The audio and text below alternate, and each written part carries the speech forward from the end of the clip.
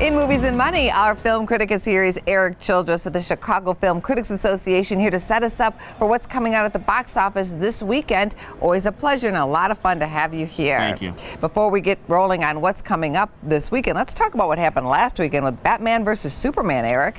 Yeah, this was sort of an epic drop that we sort of predicted here on the show. I talked about how I thought this was going to, as a result of the bad reviews and the word of mouth, that this film in the second weekend was going to do under 50 million. It's a lot lower than a lot of people anticipated. It ended up doing 51 million when the final estimates were released. A lot of people were sort of expecting maybe over 60 with a lack of competition, but the fact is that the fans are now speaking. You know, it's one thing to blame the critics for the opening weekend, you know, even though it did a lot of money, but the second weekend is when the fans have kind of spoken, and it's the fan reaction and the critical reaction is not drawing a lot of people who would normally go out to see a big blockbuster like this because of the bad word of mouth. What will this mean for the film studio, Erik?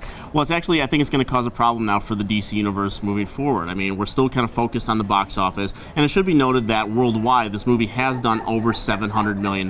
So it's not a complete flop or a failure per se. It's going to need at least 800 million worldwide to start to get into profit, and it's likely going to make that. It's going to be one of the biggest superhero comic book movies of all time.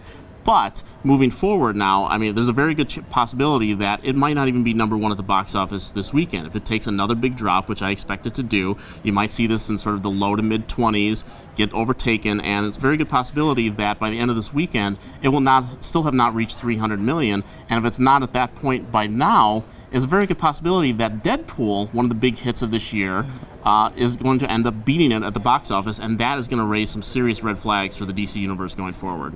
Here's a look at what is coming out this weekend, starting with The Boss. You're bankrupt. All your accounts have been frozen.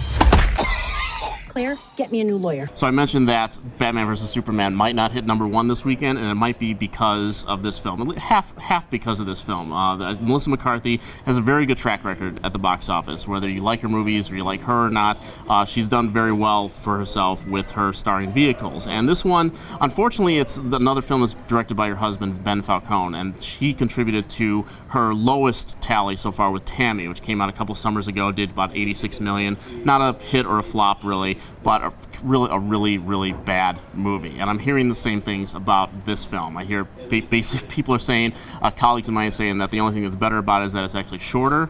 The fact that, that Tammy was kind of an incompetently made film, and this movie sort of has a lot of Melissa McCarthy's sort of worst tendencies that people, have some issues with her, that she's either just loud or doing pratfalls or whatnot, and she's better than material like this. But Batman Superman drops, this movie does in the mid-20s.